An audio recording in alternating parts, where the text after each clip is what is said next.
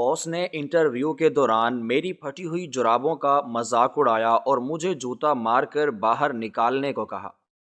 میں نے گیٹ پر جا کر اپنا فون نکالا اور ایک میسج کیا، معاہدے کی منسوخی کا نوٹس تیار کیا جائے۔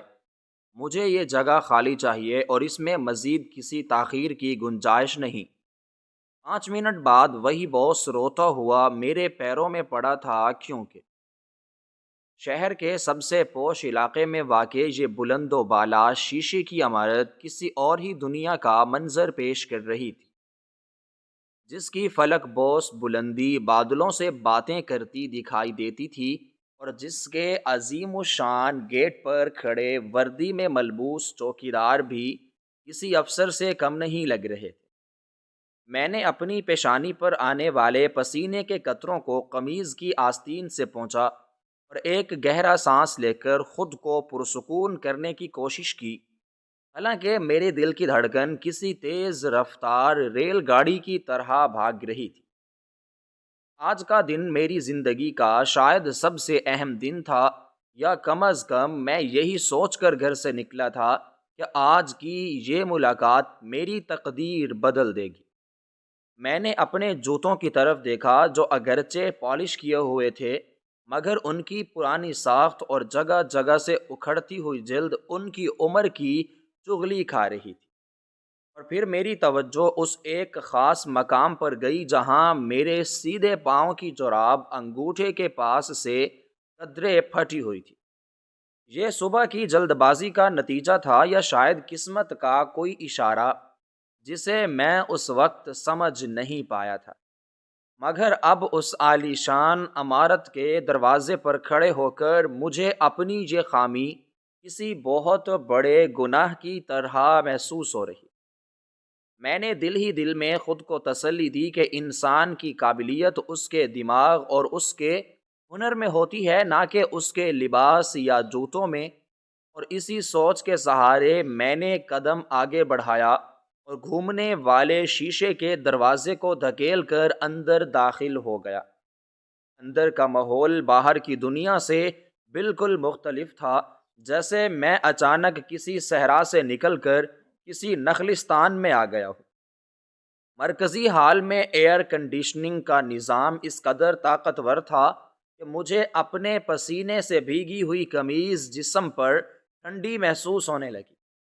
فضا میں ایک بھینی بھینی خوشبو رچی ہوئی تھی، جو شاید مہنگے ایئر فریشنرز یا وہاں موجود لوگوں کے قیمتی پرفیومز کا نتیجہ تھی۔ فرش اتنا شفاف اور چمکدار تھا کہ اس میں اپنا عکس دیکھا جا سکتا تھا، اور چھت پر لگے فانوس کسی شاہی محل کا گمان دے رہے تھے۔ میں استقبالیہ میز کی طرف بڑھا، جہاں ایک خاتون انتہائی قیمتی لباس پہنے اور چہرے پر مصنوعی مسکراہٹ سجائے بیٹھی تھی۔ اس نے مجھے سر سے پاؤں تک دیکھا، اور اس کی نظروں میں ایک لمحے کے لیے جو اجنبیت اور تحقیر ابھری، اسے میں نے نظر انداز کرنے کی کوشش کی۔ میں نے اپنا نام بتایا اور اپنی آمد کا مقصد بیان کیا، تو اس نے بغیر کوئی لفظ کہے صرف انگلی کے اشارے سے مجھے انتظار گاہ کی طرف جانے کا کہہ دیا، جیسے میں اسے مجھ سے بات کرنے میں بھی اپنی توہین محسوس ہو رہی ہو۔ میں خاموشی سے چلتا ہوا انتظار گاہ میں پہنچا، جہاں پہلے سے کئی امیدوار موجود تھے، اور وہاں کا منظر دیکھ کر میرے اعتماد کی رہی سہی دیوار بھی لرزنے لگی۔ وہاں بیٹھے تمام لوگ انتہائی نفیس اور قیمتی سوٹ پہنے ہوئے تھے، ان کے ہاتھوں میں چمڑے کے مہنگے بیگ تھے، اور وہ آپس میں انگریزی زبان میں اس روانی سے بات کر رہے تھے جیسے یہ ان کی مادری زبان ہو۔ میں نے ایک خالی کرسی دیکھی اور وہاں سمٹ کر بیٹھ گیا۔ اپنی فائلوں کو میں نے اپنے سینے سے لگا رکھا تھا، جیسے وہ میری ڈھال ہوں جو مجھے ان لوگوں کی چبھتی ہوئی نظروں سے بچا سکے گی۔ وقت ریت کی طرح پھسل رہا تھا، اور ہر گزرتا لمحہ میرے اضطراب میں اضافہ کر رہا تھا۔ میں بار بار گھڑی کی طرف دیکھتا اور پھر دروازے کی طرف، جہاں سے وقفے وقفے سے کوئی امیدوار اندر جاتا، اور پھر کچھ دیر بعد لٹکا ہوا چہرہ لے کر باہر نکلتا۔ مجھے نہیں معلوم تھا کہ اندر کیا ہو رہا ہے، مگر باہر آنے والوں کے چہروں پر ہوائیاں اڑ رہی ہوتی تھیں۔ بعض کی آنکھوں میں آنسو ہوتے اور بعض غصے سے پیر پٹکتے ہوئے باہر کو نکل جاتے۔ یہ دیکھ کر میرے اندر کا خوف مزید بڑھ جاتا کہ آخر اس کمپنی کا مالک ایسا کون سا فرعون ہے جو لوگوں کی عزت نفس کو اس طرح مجروح کر رہا ہے۔ میرے ذہن میں بار بار والد صاحب کے وہ الفاظ گونج رہے تھے کہ بیٹا، عزت مانگنے سے نہیں ملتی بلکہ عزت کمانی پڑتی ہے، اور کبھی کبھی عزت بچانے کے لیے بہت کچھ برداشت کرنا پڑتا ہے، مگر کیا برداشت کی بھی کوئی حد ہوتی ہے؟ یہ سوال میرے ذہن میں بار بار ابھر رہا تھا۔ تقریباً 2 گھنٹے کے طویل اور اعصاب شکن انتظار کے بعد بالآخر میرا نام پکارا گیا۔ یہ آواز میرے کانوں میں کسی دھماکے کی طرح گونجی۔ میں ہڑبڑا کر اٹھ کھڑا ہوا اور اپنی فائلوں کو درست کرتے ہوئے اس بڑے دروازے کی طرف بڑھا جس پر سنہری حروف میں چیف ایگزیکٹو آفیسر لکھا ہوا تھا۔ میں نے دروازے پر ہلکی سی دستک دے دی اور اندر سے آنے والی ایک بھاری اور رعبدار آواز نے مجھے اندر آنے کی اجازت دی۔ میں نے دروازہ کھولا اور اندر داخل ہوا تو میرے قدم وہیں پر جم گئے۔ وہ کمرہ کسی دفتر سے زیادہ کسی بادشاہ کا دربار لگ رہا تھا۔ دیواروں پر مہنگی پینٹنگز لگی ہوئی تھیں، فرش پر ایرانی قالین بچھا ہوا تھا۔ کمرے کے وسط میں ایک بیضوی شکل کی دیو ہیکل میز رکھی تھی جس کے پیچھے ایک شخص بڑی شان سے اپنی پشت کرسی سے ٹکائے بیٹھا تھا۔ یہ وہی شخص تھا جس کے بارے میں مشہور تھا کہ وہ مٹی کو ہاتھ لگائے تو وہ سونا بن جاتی ہے، مگر یہ بھی مشہور تھا کہ وہ انسانوں کو کیڑے مکوڑوں سے زیادہ اہمیت نہیں دیتا۔ اس نے اپنی کرسی کو گھمایا اور میری طرف دیکھا۔ اس کا چہرہ سپاٹ تھا، مگر آنکھوں میں ایک ایسی تیزی تھی جو سامنے والے کے اندر تک جھانک لیتی تھی۔ میں نے ادب سے سلام کیا، مگر اس نے جواب دینے کی زحمت بالکل نہیں کی، صرف ہاتھ کے اشارے سے مجھے بیٹھنے کا کہا۔ میں کرسی کے کنارے پر بیٹھ گیا اور اپنی فائل لا کے میز پر رکھ دی۔ اس نے بغیر میری طرف دیکھے میری فائل کھولی اور اس کے صفحات پلٹنے لگا۔ کمرے میں مکمل خاموشی تھی، صرف ایئر کنڈیشنر کی مدھم گونج اور دیوار پر لگی گھڑی کی ٹک ٹک سنائی دے رہی تھی۔ ہر ٹک ٹک میرے دل پر ہتھوڑے کی طرح لگ رہی تھی۔ وہ فائل دیکھ رہا تھا اور میں اسے دیکھ رہا تھا۔ اس کے چہرے کے تاثرات سے کچھ بھی اندازہ لگانا مشکل تھا کہ کیا وہ سوچ رہا ہے۔ اچانک اس نے فائل بند کی اور میز پر پھینک دی۔ پھر اس نے اپنی کوہنیاں میز پر رکھیں اور اپنی ٹھوڑی کو ہاتھوں پر ٹکائے ہوئے مجھے غور سے دیکھنا شروع کیا۔ اس کی نظریں میرے چہرے سے ہوتی ہوئیں میرے کاندھوں، میرے سینے اور پھر میرے ہاتھوں پر گئیں۔ اس نے میری قمیض کے کالر کو دیکھا جو دھلائی کی وجہ سے تھوڑا مدھم پڑ چکا تھا۔ اس کے ہونٹوں پر ایک طنزیہ مسکراہٹ نمودار ہوئی، جیسے اسے کوئی لطیفہ یاد آ گیا ہو۔ پھر اس کی نظریں نیچے کی طرف گئیں اور وہیں جا کر رک گئیں جہاں میں نہیں چاہتا تھا کہ وہ جائے۔ اس کی نظر میرے جوتوں اور اس پھٹی ہوئی جراب پر جم گئی جسے چھپانے کی میں نے بہت کوشش کی تھی مگر ناکام رہا تھا۔ کمرے کی فضا میں تناؤ جو تھا وہ بڑھ گیا تھا اور مجھے محسوس ہوا جیسے میرا سانس رک رہا ہے۔ اس نے آہستہ سے سر ہلایا اور پھر ایک کہکہا لگایا جو اس پرسکون کمرے میں کسی دھماکے سے کم نہیں تھا۔ اس ہنسی میں خوشی نہیں تھی بلکہ زہر بھری حقارت تھی۔ اس نے ہنستے ہوئے کہا، تو تم یہ نوکری کرنے آئے ہو؟ اس نے انگلی سے میرے جوتوں کی طرف اشارہ کیا اور پھر اپنی ہنسی روکتے ہوئے بولا، تمہاری ہمت کیسے ہوئی اس حلیے میں میرے دفتر میں قدم رکھنے کی؟ میں نے کچھ بولنے کے لیے اپنے لب کھولے، مگر اس نے ہاتھ اٹھا کر مجھے خاموش کرا دیا اور اپنی کرسی سے کھڑا ہو گیا۔ وہ آہستہ آہستہ چلتا ہوا میز کے گرد گھوم کر میرے قریب آیا اور میرے سر پر کھڑا ہو گیا۔ اس کا قد مجھ سے نکلتا ہوا محسوس ہو رہا تھا اور میں خود کو زمین میں دھنستا ہوا محسوس کر رہا تھا۔ اس نے تحقیر بھرے لہجے میں کہا، تم لوگ اپنی اوقات بھول جاتے ہو۔ تمہیں لگتا ہے کہ صرف کاغذ کے چند ٹکڑے اور ڈگریاں لے کر تم کسی بھی بڑی کمپنی میں مینیجر بن سکتے ہو۔ اس نے میری فائل اٹھا کر زمین پر گرا دی اور جوتے کی نوک سے اسے ٹھوکر مارتے ہوئے کہا، یہ ہے تمہاری ڈگریوں کی اوقات میرے نزدیک۔ اس نے میرے چہرے کے قریب جھک کر کہا، مجھے دیکھو اور پھر خود کو دیکھو۔ کیا تمہیں لگتا ہے کہ تم اس کمپنی کی نمائندگی کر سکتے ہو جس کے کلائنٹس دنیا کے امیر ترین لوگ ہیں؟ اگر وہ تمہیں اس حال میں دیکھ لیں گے تو سوچو میری کمپنی کا کیا تاثر جائے گا کہ ہمارے پاس ایسے کنگلے لوگ کام کرتے ہیں جن کے پاس پہننے کو ڈھنگ کے کپڑے تک نہیں ہیں۔ میرے اندر غصے کا ایک لاوا ابل رہا تھا۔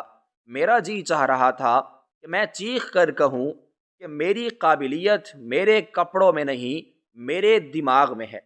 میں اسے بتاؤں کہ جن پروجیکٹس پر میں نے کام کیا ہے وہ اس کی سوچ اور سمجھ سے بھی زیادہ پیچیدہ تھے، مگر میں نے اپنے ہونٹوں کو بھینچ لیا، کیونکہ میں جانتا تھا کہ اس وقت کوئی بھی دلیل اس کے تکبر کے قلعے میں شگاف نہیں ڈال سکتی۔ وہ مسلسل بول رہا تھا اور اس کا ہر لفظ نشتر بن کر میرے دل میں پیوست ہو رہا تھا۔ اس نے میری پھٹی ہوئی جراب کی طرف دوبارہ اشارہ کیا اور کہا، یہ دیکھو، یہ تمہاری حقیقت ہے۔ ایک جراب تم خرید نہیں سکتے اور خواب دیکھتے ہو لاکھوں کی تنخواہ کے۔ یہ کمپنی کوئی خیراتی ادارہ نہیں ہے جہاں میں تم جیسے مسکینوں کو پالوں۔ یہاں صرف وہ لوگ رہ سکتے ہیں جو اس کمپنی کے معیار پر پورا اترتے ہوں، اور تم تو میرے دفتر کے چپڑاسی لگنے کے بھی قابل نہیں ہو۔ اس کی باتیں سن کر میری آنکھوں میں نمی تیرنے لگی، مگر میں نے قسم کھائی تھی کہ میں اس شخص کے سامنے رو کر اپنی کمزوری ظاہر نہیں کروں گا۔ اس نے اپنی بات جاری رکھتے ہوئے کہا، میں تمہیں ایک مشورہ دیتا ہوں، یہاں سے نکلو اور جا کر کسی ٹھیلے پر کام کرو یا کسی سڑک کے کنارے بھیک مانگو، شاید وہاں تمہارا حلیہ کام آ جائے۔ یہاں کا رپورٹڈ دنیا میں تمہارے لیے کوئی جگہ نہیں ہے۔ اس نے دروازے کی طرف اشارہ کرتے ہوئے چیخ کر کہا، گیٹ آؤٹ۔ اس سے پہلے کہ میں سیکیورٹی گارڈز کو بلا کر تمہیں دھکے دے کر باہر نکلواؤں، اپنی یہ منحوس شکل لے کر یہاں سے دفع ہو جاؤ اور آئندہ کبھی اس عمارت کے آس پاس بھی نظر مت آنا۔ اس کے لہجے میں جو نفرت تھی وہ ناقابل بیان تھی۔ وہ مجھے ایک انسان نہیں بلکہ گندگی کا ڈھیر سمجھ رہا تھا جسے وہ اپنے صاف ستھرے دفتر سے باہر پھینکنا چاہتا تھا۔ میں اپنی جگہ سے کھڑا ہوا۔ میرے پاؤں میں ایک عجیب سی لرزش تھی، مگر میں نے خود کو سنبھالا۔ میں نے جھک کر اپنی فائل زمین سے نہیں اٹھائی کیونکہ اب وہ میرے لیے بے معنی ہو چکی تھی۔ میں نے ایک نظر اس شخص کی طرف دیکھا جو اب بھی غرور سے اپنی گردن اکڑائے کھڑا تھا۔ اس کی آنکھوں میں فتح کی چمک تھی۔ وہ سمجھ رہا تھا کہ اس نے مجھے توڑ دیا ہے، اس نے میری عزت نفس کو کچل دیا ہے، اور اب یا تو میں گڑ گڑاؤں گا یا روتا ہوا باہر جاؤں گا۔ مگر اسے خبر نہیں تھی کہ اس کے ان الفاظ نے میرے اندر کچھ توڑنے کی بجائے کچھ جوڑ دیا تھا۔ اس نے مجھے وہ آئینہ دکھایا تھا جو شاید میں خود نہیں دیکھ پا رہا تھا۔ اس لمحے مجھے احساس ہوا کہ عزت کسی کرسی یا عہدے کی محتاج نہیں ہوتی، بلکہ انسان کے اپنے کردار اور ظرف میں ہوتی ہے، اور جس شخص کے پاس اتنا بڑا عہدہ ہونے کے باوجود اتنا چھوٹا ظرف ہو، وہ میری عزت کا حقدار نہیں ہو سکتا۔ میرے ذہن میں ایک عجیب سا سکون اتر آیا، جیسے طوفان کے بعد سمندر تھم جاتا ہے۔ میں نے اس کی آنکھوں میں آنکھیں ڈال کر دیکھا۔ اس بار میری نظروں میں کوئی خوف نہیں تھا، کوئی التجا نہیں تھی، اور نہ ہی کوئی سوال تھا۔ وہاں صرف ایک خاموش پیغام تھا، ایک فیصلہ تھا جو میں کر چکا تھا۔ مجھے اب اس نوکری کی ضرورت نہیں تھی، مجھے اس کی دولت کی ضرورت نہیں تھی، مجھے اس کے نام کی ضرورت نہیں تھی، کیونکہ میں جان گیا تھا کہ یہ سب چیزیں عارضی ہیں، اور اصل چیز وہ سکون ہے جو عزت نفس کے ساتھ جینے میں ہے۔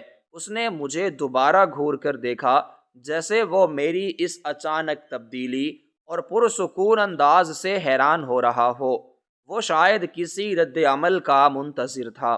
وہ چاہتا تھا کہ میں کچھ بولوں تاکہ وہ مجھے مزید ذلیل کر سکے، مگر میں نے اسے یہ موقع نہیں دیا۔ میں نے ایک گہرا سانس لیا اور اپنے کندھے سیدھے کیے۔ میں نے مڑ کر دروازے کی طرف قدم بڑھایا۔ میرے جوتوں کی آواز قالین پر بہت مدھم تھی، مگر میرے کانوں میں وہ کسی فوجی کے قدموں کی طرح مضبوط سنائی دے رہی تھی۔ میں نے محسوس کیا کہ اس کی نظریں اب بھی میری پیٹھ میں گڑی ہوئی ہیں۔ وہ شاید اب بھی منتظر تھا کہ میں دروازے پر رک کر مڑوں گا اور معافی مانگوں گا، لیکن اب واپسی کا کوئی راستہ نہیں تھا۔ یہ سفر اب ایک نئی سمت میں شروع ہو چکا تھا۔ میں دروازے تک پہنچا، ہینڈل پر ہاتھ رکھا اور ایک لمحے کے لیے رکا۔ میرے دل میں آیا کہ اسے پلٹ کر ایک کرارا جواب دوں، اسے بتاؤں کہ اس کی دولت اس کے تکبر کو نہیں چھو سکتی، اسے بتاؤں کہ ایک دن وقت کا پہیہ گھومے گا اور وہ اسی جگہ کھڑا ہوگا جہاں آج میں ہوں۔ مگر پھر میں نے سوچا کہ الفاظ اس وقت بے معنی ہوں گے۔ کچھ لوگوں کو الفاظوں سے نہیں، حالات سے جواب ملتا ہے، اور میرا جواب اسے بہت جلد ملنے والا تھا۔ میرا سکون ہی اس کے لیے سب سے بڑی سزا تھی۔ میں نے دروازہ کھولا اور باہر کی طرف قدم بڑھایا۔ باہر وہی پرانی دنیا تھی، وہی لوگ تھے، وہی شور تھا، مگر میں بدل چکا تھا۔ میں نے اپنے موبائل فون کی طرف ہاتھ بڑھایا جو میری جیب میں تھا۔ میرے ذہن میں وہ پیغام تیار تھا جو مجھے بھیجنا تھا، اور جس کے بعد اس شخص کی دنیا ہلنے والی تھی، مگر اس وقت میں نے پیچھے مڑ کر نہیں دیکھا۔ دروازہ بند ہونے کی ہلکی سی آواز کے ساتھ اس ایئر کنڈیشنڈ کمرے کی ٹھنڈک میرے پیچھے رہ گئی، مگر میرے اندر ایک عجیب سی آگ دہک رہی تھی، جو نہ تو غصے کی تھی اور نہ ہی انتقام کی، بلکہ یہ اس یقین کی آگ تھی جو اب میرے رگوں پے میں دوڑ رہی تھی کہ تکبر کا سر نیچا ہوتا ہے۔ میں نے ایک لمحے کے لیے وہاں رک کر گہرا سانس لیا اور اپنی ٹائی کی گرہ کو تھوڑا ڈھیلا کیا، جو مجھے اس وقت پھانسی کے پھندے کی طرح محسوس ہو رہی تھی۔ میں نے اپنے ارد گرد دیکھا تو وہی شیشے کی دیواریں تھیں، وہی عملہ تھا جو اپنی مصنوعی مصروفیات میں مگن تھا، اور وہی امیدوار تھے جو اپنی اپنی باری کے انتظار میں بیٹھے اپنی قسمت کے فیصلے کا انتظار کر رہے تھے۔ میری نظر استقبالیہ پر بیٹھی اسی خاتون سے ٹکرائی جس نے کچھ دیر پہلے مجھے حقارت سے دیکھا تھا۔ اس کے چہرے پر اب بھی وہی طنزیہ مسکراہٹ تھی، جیسے وہ مجھے دیکھ کر کہہ رہی ہو کہ میں جانتی تھی تمہارے ساتھ یہی ہوگا۔ وہ شاید میرے جھکے ہوئے کندھوں اور خالی ہاتھوں کو دیکھ کر اپنی قیاس آرائیوں کی تصدیق کر رہی تھی، مگر میں یہ نہیں جانتی تھی کہ خالی ہاتھ لوٹنے والا شخص کبھی کبھی اپنے ساتھ وہ طوفان لے کر جاتا ہے جو سب کچھ بہا لے جانے کی صلاحیت رکھتا ہے۔ میں اس کے قریب سے گزرا تو میں نے اس کی آنکھوں میں جھانک کر دیکھا۔ اس بار میری نظروں میں کوئی سوال نہیں تھا، کوئی جھجک نہیں تھی، بلکہ ایک ایسا طوفان تھا جس نے اسے ایک لمحے کے لیے گڑبڑا دیا۔ اس کی مسکراہٹ سمٹ گئی اور وہ بے چینی سے اپنے کاغذات درست کرنے لگی۔ میں نے قدم آگے بڑھائے اور راہداری میں چلنا شروع کیا۔ میرے جوتوں کی آواز سنگ مرمر کے فرش پر ایک ردھم کے ساتھ گونج رہی تھی۔ ہر قدم کے ساتھ مجھے محسوس ہو رہا تھا کہ میں اس عمارت سے نہیں بلکہ ایک ایسے پنجرے سے آزاد ہو رہا ہوں جہاں انسانوں کی نہیں بلکہ ان کے لباس اور عہدوں کی پوجا کی جاتی ہے۔ میں لفٹ کے قریب پہنچا اور نیچے جانے کا بٹن دبایا۔ بٹن دباتے ہی اس کے گرد سرخ روشنی جل اٹھی جو مجھے خطرے کے نشان کی طرح لگی، مگر یہ خطرہ میرے لیے نہیں بلکہ ان لوگوں کے لیے تھا جو اس عمارت کی بلندیوں پر بیٹھ کر زمین پر چلنے والوں کو کیڑے مکوڑے سمجھتے تھے۔ لفٹ کا دروازہ کھلا اور میں اندر داخل ہو گیا۔ شیشے کی دیواروں والی لفٹ میں اکیلا تھا، اور جیسے جیسے لفٹ نیچے کی طرف جا رہی تھی مجھے محسوس ہو رہا تھا کہ میں بلندی سے پستی کی طرف نہیں جا رہا بلکہ حقیقت کی طرف لوٹ رہا ہوں۔ میں نے شیشے میں اپنا عکس دیکھا، وہی پرانی قمیض، وہی گھسی ہوئی پتلون اور وہی جوتے جن کی وجہ سے مجھے ذلیل کیا گیا تھا، مگر عجیب بات تھی کہ اب مجھے ان چیزوں میں کوئی عیب نظر نہیں آ رہا تھا، بلکہ یہ مجھے اپنی ڈھال لگ رہی تھی جنہوں نے مجھے ایک ایسے شخص کے ساتھ کام کرنے سے بچا لیا تھا جس کا ظرف میری پھٹی ہوئی جراب سے بھی چھوٹا تھا۔ لفٹ کے شیشے سے باہر کا منظر تیزی سے بدل رہا تھا۔ اونچی عمارتیں چھوٹی ہوتی جا رہی تھیں اور نیچے رینگتی ہوئی گاڑیاں کھلونوں کی طرح لگ رہی تھیں۔ یہ منظر مجھے یہ سوچنے پر مجبور کر رہا تھا کہ بلندی پر پہنچ کر انسان کو نیچے موجود چیزیں چھوٹی کیوں نظر آنے لگتی ہیں، حالانکہ وہ چیزیں چھوٹی نہیں ہوتی بلکہ انسان کا دیکھنے کا جو زاویہ ہوتا ہے وہ بدل جاتا ہے، اور جب زاویہ غلط ہو جائے تو انسان ٹھوکر کھا کر وہیں گرتا ہے جہاں سے وہ اٹھا تھا۔ لفٹ جھٹکے سے رکی اور گراؤنڈ فلور کا دروازہ کھل گیا۔ میں باہر نکلا تو سامنے وہی عالیشان لابی تھی جہاں سے میں کچھ دیر پہلے امید لے کر داخل ہوا تھا۔ اب یہاں سے گزرتے ہوئے مجھے ہر چیز مصنوعی لگ رہی تھی، اور دیواروں پر لگی پینٹنگز، چھت سے لٹکتے فانوس اور مہنگے فرنیچر سب بے معنی لگ رہے تھے۔ میں مرکزی دروازے کی طرف بڑھا جہاں دربان نے مجھے دیکھ کر دروازہ کھولا۔ اس کی نظروں میں بھی وہی سوال تھا جو سب کی نظروں میں تھا کہ کیا بنا، مگر میں نے اسے کوئی جواب نہیں دیا اور خاموشی سے باہر نکل آیا۔ باہر کی دنیا کا شور اور گرم ہوا کا تھپیڑا میرے چہرے سے ٹکرایا تو مجھے احساس ہوا کہ یہ تلخ حقیقت اس اندر کی مصنوعی ٹھنڈک سے کہیں بہتر ہے جہاں منافقت کی برف جمی ہوئی تھی۔ میں نے اپنی جیب میں ہاتھ ڈالا اور اپنا موبائل نکالا۔ اس کی سکرین پر سورج کی روشنی پڑ رہی تھی جس سے دیکھنے میں تھوڑی دشواری ہو رہی تھی۔ میں نے اپنی آنکھوں کو تھوڑا سکیڑا اور سکرین کا لاک کھولا۔ میرے انگوٹھے نے خود کار انداز میں پیغامات کی ایپلیکیشن کھولی۔ مجھے معلوم تھا کہ مجھے کس کو پیغام بھیجنا ہے اور کیا لکھنا ہے۔ یہ فیصلہ میں اسی وقت کر چکا تھا جب اس شخص نے میری فائل کو جوتے کی نوک سے ٹھوکر ماری تھی۔ میں نے رابطہ لسٹ میں ایک نمبر کو تلاش کیا جو میرے فون میں بہت عام سے نام سے سیو تھا، مگر اس نمبر کے پیچھے چھپی طاقت اس عمارت کی بنیادیں ہلانے کے لیے کافی تھی۔ میں نے پیغام لکھنے کا خانہ کھولا اور انگلیوں کو سکرین پر حرکت دینا شروع کیا۔ ایک ایک لفظ ٹائپ کرتے ہوئے مجھے اس مغرور شخص کا چہرہ یاد آ رہا تھا، اس کی ہنسی، اس کے طنزیہ جملے اور اس کی وہ حقارت بھری نظریں میرے ذہن میں گھوم رہی تھیں۔ میں نے لکھا، کہ فوری طور پر کارروائی کی جائے۔ میں نے کوئی لمبی چوڑی تمہید نہیں باندھی، کوئی شکایت نہیں کی اور نہ ہی کوئی جذباتی بات لکھی۔ میں نے صرف ایک حکم جاری کیا، ایک ایسا حکم جس کی تعمیل میں ایک لمحہ بھی ضائع نہیں کیا جانا تھا۔ میں نے لکھا کہ معاہدے کی منسوخی کا نوٹس تیار کیا جائے اور اسے ابھی اسی وقت ارسال کر دیا جائے۔ میں نے لکھا کہ مجھے یہ جگہ خالی چاہیے اور اس میں مزید کسی تاخیر کی گنجائش نہیں ہے۔ الفاظ ٹائپ کرتے ہوئے میرے ہاتھ بالکل بھی نہیں کانپ رہے تھے اور نہ ہی میرے دل میں کوئی رحم کا جذبہ تھا، کیونکہ میں جانتا تھا کہ سانپ کو دودھ پلانے کا انجام کیا ہوتا ہے۔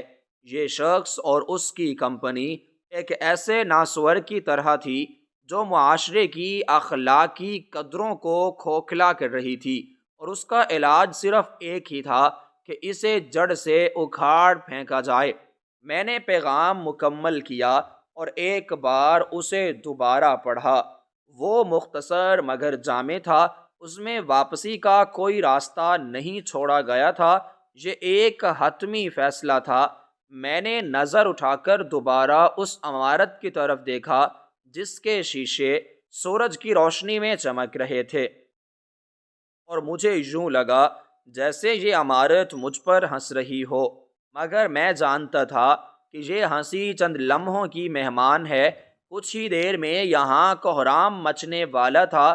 کچھ ہی دیر میں وہ شخص جو ابھی اپنی کرسی پر بیٹھ کر اپنی طاقت کے نشے میں چور ہے، سڑک پر آ جائے گا۔ میں نے سینڈ کا بٹن دبانے کے لیے اپنا انگوٹھا اسکرین پر رکھا، ایک لمحے کا توقف کیا۔ یہ وہ لمحہ تھا جب انسان کو اپنی طاقت کا اصل احساس ہوتا ہے، وہ طاقت جو شور مچانے میں نہیں بلکہ خاموشی سے اپنا کام کر دکھانے میں ہوتی ہے۔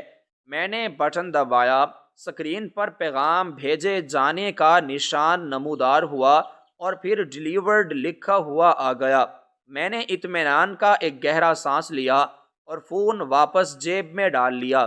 اب میرا کام ختم ہو چکا تھا، تماشے کا وقت شروع ہونے والا تھا۔ میں وہاں سے ہٹا نہیں بلکہ وہیں گیٹ کے پاس ایک سائیدار جگہ پر کھڑا ہو گیا۔ میں دیکھنا چاہتا تھا کہ جب فرعون کا تختہ الٹتا ہے تو اس کے چہرے پر کیا تاثرات ہوتے ہیں۔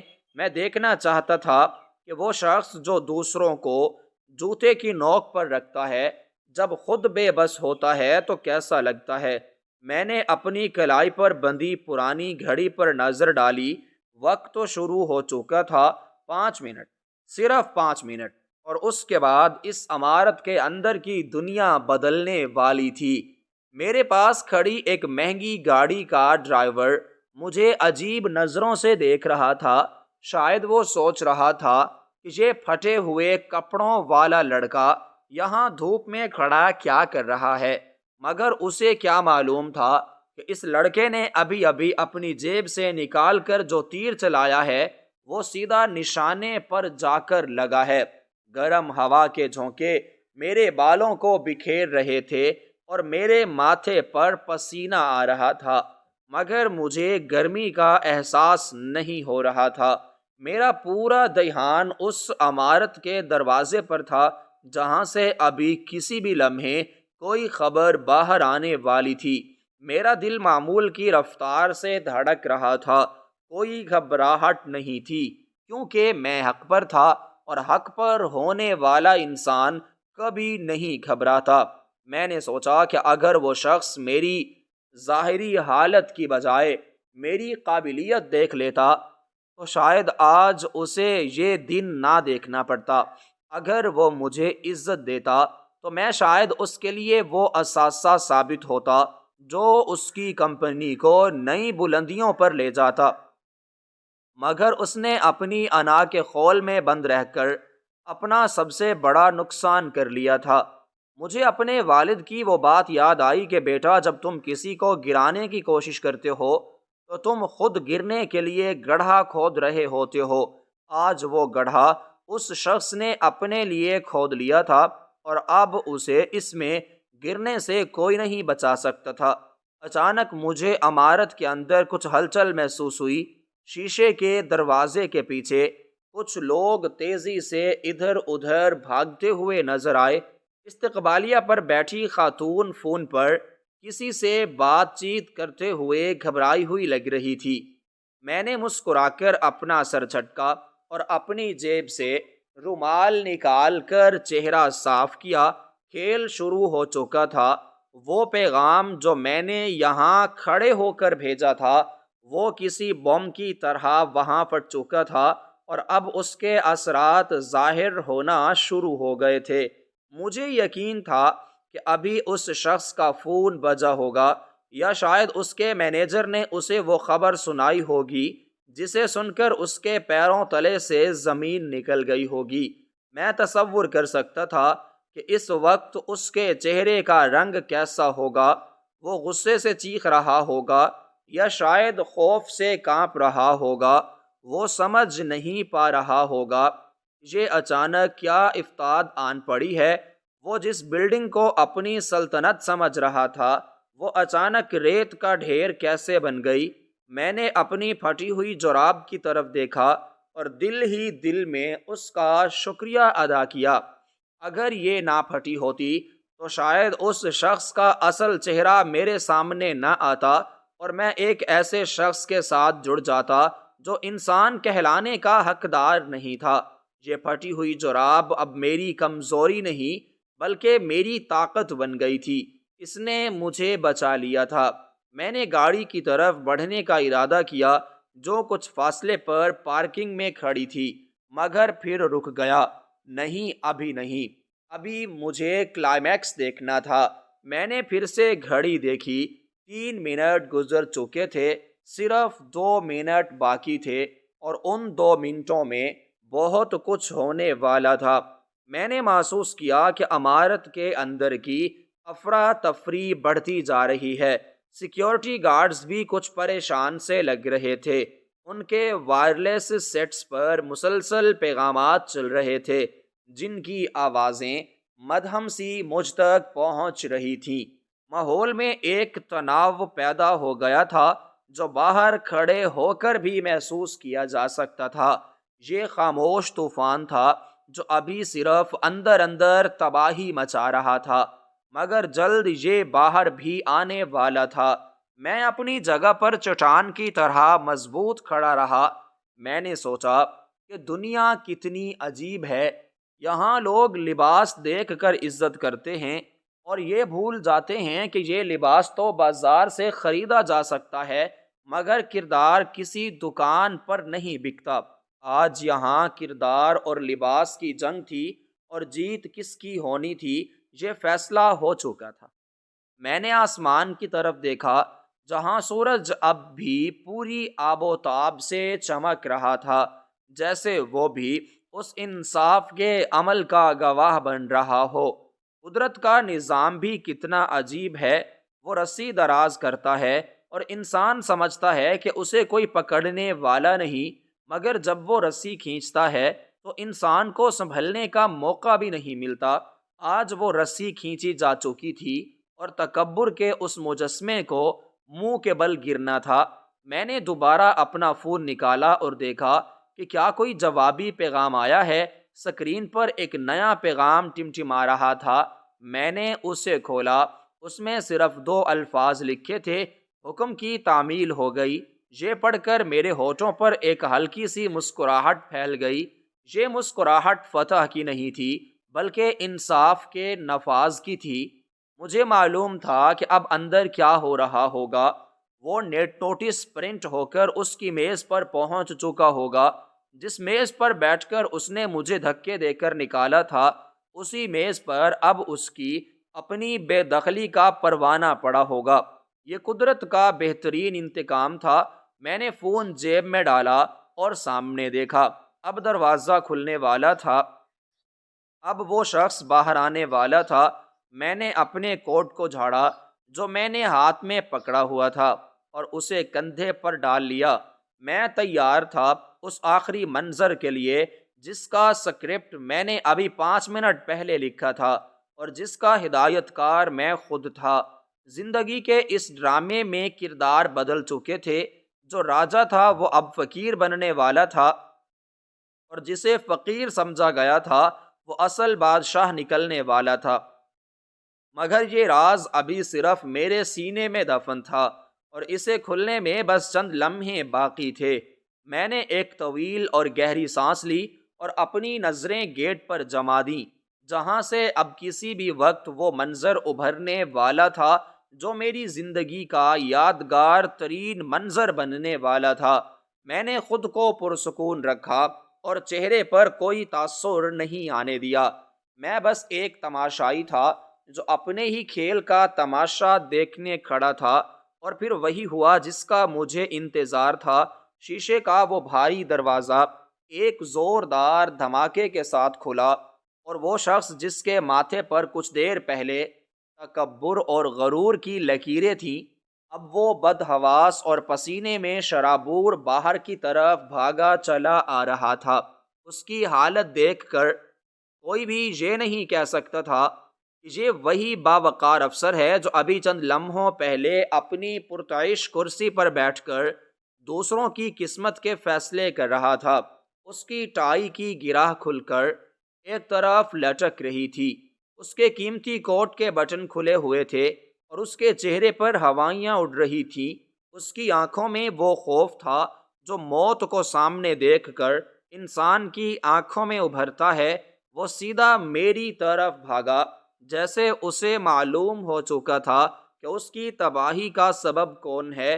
دراصل جس وقت میں نے عمارت کے مالک ہونے کی حیثیت سے اسے بے دخلی کا نوٹس بھجوایا تھا، تو ساتھ ہی اپنی عمارت کے نگران کو فون کر کے یہ بھی بتا دیا تھا کہ اس کمپنی کے سربراہ کو بتا دو کہ جس شخص کو تم نے اپنے دفتر سے دھکے دے کر نکالا ہے وہی اس چھت کا اصل مالک ہے جس کے سائے تلے تم کاروبار کر رہے ہو۔ یہ خبر یقیناً اس پر کسی آسمانی بجلی کی طرح گری ہوگی، اور اب وہ اپنی ڈوبتی ہوئی کشتی کو بچانے کے لیے آخری تنکے کا سہارا لینے میری طرف لپک رہا تھا۔ وہ ہانپتا ہوا میرے قریب پہنچا اور اس نے میرے سامنے ہاتھ جوڑ دیے۔ اس کا جسم خوف سے کانپ رہا تھا اور اس کی آواز حلق میں اٹکی ہوئی محسوس ہو رہی تھی۔ اس نے لرزتے ہوئے ہاتھوں سے میرا بازو پکڑنے کی کوشش کی، مگر میں نے ایک قدم پیچھے ہٹ کر اسے خود سے دور کر دیا۔ اس کی آنکھوں سے بھل بھل آنسو بہہ رہے تھے جو اس کے مہنگے گالوں پر لگی کریم اور پاؤڈر کو بہا کر لے جا رہے تھے۔ یہ منظر قدرت کے انتقام کی ایک ایسی تصویر تھا جسے دیکھ کر عبرت ہوتی تھی۔ وہ شخص کچھ دیر پہلے مجھے میرے جوتوں اور پھٹے ہوئے کپڑوں کی وجہ سے حقیر سمجھ رہا تھا، آج وہ انہی جوتوں میں گرنے کے لیے تیار تھا۔ اس نے روتے ہوئے کہا، صاحب جی مجھے معاف کر دیں، مجھ سے بہت بڑی غلطی ہو گئی، میں آپ کو پہچان نہیں سکا۔ خدا کے لیے میرا روزگار مت چھینیں، اگر یہ دفتر مجھ سے چھن گیا تو میں سڑک پر آ جاؤں گا، میرے لاکھوں روپے ڈوب جائیں گے، میری ساکھ ختم ہو جائے گی۔ وہ گڑ گڑا رہا تھا اور رو رہا تھا اور بار بار اپنی غلطی کی معافی مانگ رہا تھا، مگر اس کے الفاظ میرے دل پر کوئی اثر نہیں کر رہے تھے، کیونکہ یہ معافی ندامت کی نہیں تھی بلکہ مجبوری کی تھی۔ اگر آج میں اس عمارت کا مالک نہ ہوتا تو کیا یہ شخص میرے پیچھے آتا؟ کیا یہ مجھ سے معافی مانگتا؟ ہرگز نہیں۔ یہ تو شاید مجھے دوبارہ دیکھنا بھی گوارا نہ کرتا۔ اس کا یہ رونا دھونا صرف اپنے مفاد کے لیے تھا۔ اس کی انانیت کو چوٹ لگی تھی اور وہ اپنی کھوئی ہوئی سلطنت کو واپس پانے کے لیے میرے پیروں میں پڑا تھا۔ میں خاموشی سے اسے دیکھتا رہا۔ میرے چہرے پر اب بھی وہی سنجیدگی تھی جو اندر دفتر میں تھی۔ میں نے اس کی طرف دیکھا اور پھر اپنی گاڑی کی طرف دیکھا جو کچھ فاصلے پر کھڑی تھی۔ میں نے جیب سے چابی نکالی اور گاڑی کا لاک کھولا۔ گاڑی کی بتیاں جلیں اور ایک مدھم سی آواز آئی۔ یہ میری وہی گاڑی تھی جسے میں نے جان بوجھ کر دور کھڑا کیا تھا تاکہ میں عام آدمی کے روپ میں آ کر ان لوگوں کا اصل چہرہ دیکھ سکوں۔ میں نے گاڑی کا دروازہ کھولا اور بیٹھنے لگا تو اس شخص نے دروازہ پکڑ لیا اور چیخ کر بولا، صاحب میری بات سن لیں، میں آپ کے پاؤں پکڑتا ہوں، بس مجھے ایک موقع دے دیں، میں آپ کے جوتے صاف کر دوں گا، مگر مجھے آپ یہاں سے مت نکالیں۔ میں نے اس کی آنکھوں میں آنکھیں ڈال کر دیکھا اور پہلی بار میرے ہونٹوں پر ایک تلخ مسکراہٹ آئی۔ میں نے اس سے کہا، یاد ہے تم نے اندر کیا کہا تھا؟ تم نے کہا تھا کہ میری اوقات تمہارے دفتر کا فرش صاف کرنے کی بھی نہیں ہے۔ تم نے میرے جوتوں کا مذاق اڑایا تھا۔ تم نے میری پھٹی ہوئی جراب کو میری ناکامی کی دلیل سمجھا تھا، مگر تم بھول گئے تھے کہ انسان کی اصل قیمت اس کے کپڑوں سے نہیں بلکہ اس کے اختیار اور اس کی طاقت سے ہوتی ہے۔ میں نے اپنی ٹانگ گاڑی سے باہر نکالی اور اپنے جوتے کی طرف اشارہ کرتے ہوئے کہا، دیکھو، غور سے دیکھو اس جوتے کو اور اس پھٹی ہوئی جراب کو۔ یہ وہی جراب ہے جسے تم نے حقیر سمجھا تھا، مگر آج اسی جراب والا شخص تمہاری چھت کا مالک ہے، اور تم جسے اپنے آپ پر اتنا ناز تھا، تم صرف ایک کرایہ دار ہو، اور ایک کرایہ دار کی اوقات مالک کے سامنے کچھ بھی نہیں ہوتی۔ تم نے مجھے فقیر سمجھا تھا کیونکہ میرا لباس سادہ تھا، مگر تم یہ نہیں جان سکے کہ اس لباس کے پیچھے وہ طاقت چھپی ہے جو تمہاری پوری کمپنی کو خرید سکتی ہے۔ وہ شخص پتھر کے بت کی طرح ساکت کھڑا میری باتیں سن رہا تھا۔ اس کا منہ کھلا کا کھلا رہ گیا تھا اور اس کی آنکھوں میں بے یقینی تھی۔ وہ شاید اب بھی یقین نہیں کر پا رہا تھا کہ وہ لڑکا جسے اس نے ذلیل کیا تھا دراصل وہی اس کا مالک ہے۔ میں نے اپنی بات کو جاری رکھتے ہوئے کہا، میں یہاں نوکری مانگنے نہیں آیا تھا، مجھے پیسوں کی ضرورت نہیں ہے، میں تو صرف یہ دیکھنے آیا تھا کہ جس شخص کو میں نے اپنی اتنی بڑی عمارت کرائے پر دی ہے وہ انسانوں کے ساتھ کیسا سلوک کرتا ہے۔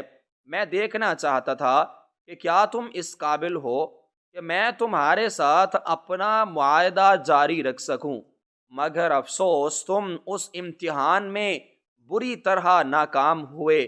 تم نے ثابت کر دیا کہ تم ایک چھوٹے ظرف کے آدمی ہو، اور کم ظرف انسان کو میں اپنی عمارت میں ایک لمحہ بھی برداشت نہیں کر سکتا۔ میں نے گاڑی میں بیٹھتے ہوئے اسے آخری بار دیکھا اور کہا، تمہارے پاس 24 گھنٹے ہیں، اپنا سامان سمیٹ لو اور یہ جگہ خالی کر دو، ورنہ میرا عملہ تمہارا سامان سڑک پر پھینک دے گا، اور یاد رکھنا، آئندہ کسی غریب یا سادہ لباس انسان کو دیکھ کر اس کی توہین مت کرنا، کیونکہ ہو سکتا ہے کہ وہ تمہارا باپ ہو یا تمہارا مالک ہو۔ یہ کہہ کر میں نے گاڑی کا دروازہ بند کر لیا اور انجن سٹارٹ کر دیا۔ وہ شخص اب بھی دروازے کے ساتھ لگا کھڑا تھا، جیسے اس کے جسم سے جان نکل گئی ہو۔ وہ خالی نظروں سے مجھے دیکھ رہا تھا۔ اس کی دنیا لٹ چکی تھی، اس کا غرور خاک میں مل چکا تھا، اور وہ اب رحم کی بھیک مانگنے کے قابل بھی نہیں رہا تھا۔ میں نے گاڑی کا گیئر لگایا اور آہستہ سے گاڑی آگے بڑھا دی۔ سائیڈ مرر میں میں نے دیکھا کہ وہ وہیں گھٹنوں کے بل زمین پر بیٹھ گیا تھا اور اس نے اپنا سر ہاتھوں میں تھام لیا تھا۔ وہ منظر میرے لیے تسکین کا باعث تھا، کیونکہ یہ انصاف کا منظر تھا، یہ مکافات عمل تھا جو قدرت نے اتنی جلدی دکھا دیا تھا۔ گاڑی سڑک پر رواں دواں تھی اور میں سوچ رہا تھا کہ انسان بھی کتنا نادان ہے۔ وہ 4 دن کی چاندنی کو ہمیشہ کا اجالا سمجھ لیتا ہے۔ وہ کرسی کے نشے میں یہ بھول جاتا ہے کہ یہ کرسی کسی کی سگی نہیں ہوتی۔ وہ دولت کے نشے میں اندھا ہو جاتا ہے اور اسے اپنے سوا کچھ نظر نہیں آتا، مگر جب وقت کی لاٹھی پڑتی ہے تو اس کی ساری اکڑ نکل جاتی ہے۔ آج اس شخص کو سبق مل گیا تھا اور شاید یہ سبق اس کی پوری زندگی کے لیے کافی تھا۔ میں نے اپنی گاڑی کا رخ گھر کی طرف موڑ لیا، مگر میرے ذہن میں اب بھی وہ لمحہ گردش کر رہا تھا جب اس نے میری جراب کا مذاق اڑایا تھا۔ میں نے دل ہی دل میں سوچا کہ شاید یہ پھٹی ہوئی جراب میرے لیے خوش قسمتی کی علامت تھی۔ اگر یہ نہ ہوتی تو میں اس شخص کی حقیقت کبھی نہ جان پاتا، اور شاید میں اپنی عمارت ایک ایسے ظالم شخص کے قبضے میں رہنے دیتا جو دوسروں کی تذلیل کر کے خوش ہوتا ہے۔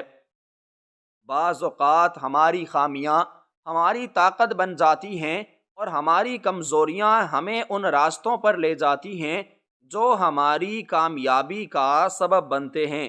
سورج ڈھل رہا تھا اور شام کے سائے گہرے ہو رہے تھے، مگر میرے اندر ایک نئی صبح کا آغاز ہو چکا تھا۔ میں نے آج صرف ایک کرایہ دار کو نہیں نکالا تھا، بلکہ اپنے اندر سے بھی اس خوف کو نکال دیا تھا کہ شاید دنیا ظاہری دکھاوے پر چلتی ہے۔ آج مجھے یقین ہو گیا تھا کہ دنیا میں اب بھی اصل طاقت سچائی اور کردار کی ہے، اور جو لوگ ظاہری لبادے میں چھپ کر اپنی کمینگی کو چھپاتے ہیں وہ آخرکار بے نقاب ہو کر رہتے ہیں۔ گاڑی کے پہیے سڑک پر تیزی سے گھومے جا رہے تھے، اور میں ایک نئے سفر کی طرف گامزن تھا۔ ایک ایسا سفر جہاں مجھے کسی کو اپنی صفائی دینے کی ضرورت نہیں تھی، جہاں مجھے کسی کے سامنے اپنی ڈگریاں پیش کرنے کی ضرورت نہیں تھی، کیونکہ اب میں جان گیا تھا کہ میرا مقام کیا ہے اور مجھے کس طرح جینا ہے۔ یہ واقعہ میری زندگی کا ایک ایسا باب بن گیا تھا جسے میں کبھی نہیں بھلا سکتا تھا، اور نہ ہی وہ شخص بھلا سکتا تھا جس نے آج اپنی زندگی کا سب سے مہنگا سبق سیکھا تھا کہ کبھی کسی انسان کو اس کے لباس سے مت پرکھنا، کیونکہ اکثر پھٹے پرانے لباسوں میں شاہی خون چھپا ہوتا ہے، اور اکثر ریشمی لباسوں میں غلاظت بھری ہوتی ہے۔ یہ قدرت کا قانون ہے، اور قدرت اپنے قانون کی پاسداری کرنا خوب جانتی ہے۔ میں نے ایک گہرا سانس لیا اور گاڑی کی رفتار بڑھا دی۔ پیچھے اڑتی ہوئی دھول میں وہ عمارت اور وہ شخص کہیں گم ہو گئے تھے، مگر وہ سبق ہمیشہ کے لیے میرے ساتھ رہ گیا تھا کہ عزت کرو تاکہ عزت پاؤ، اور تکبر سے بچو، کیونکہ تکبر اللہ کی چادر ہے، اور جو اسے اوڑھنے کی کوشش کرتا ہے وہ ذلیل و خوار ہو کر رہتا ہے۔ یہی وہ راز تھا جو آخر میں کھلا، اور یہی وہ حقیقت تھی جو اس کہانی کا حاصل تھی کہ اصل مالک وہ نہیں جو عمارتوں پر نام لکھوا لے، بلکہ اصل مالک وہ ہے جو دلوں پر راج کرے اور اپنے کردار سے دوسروں کو جھکنے پر مجبور کر دے۔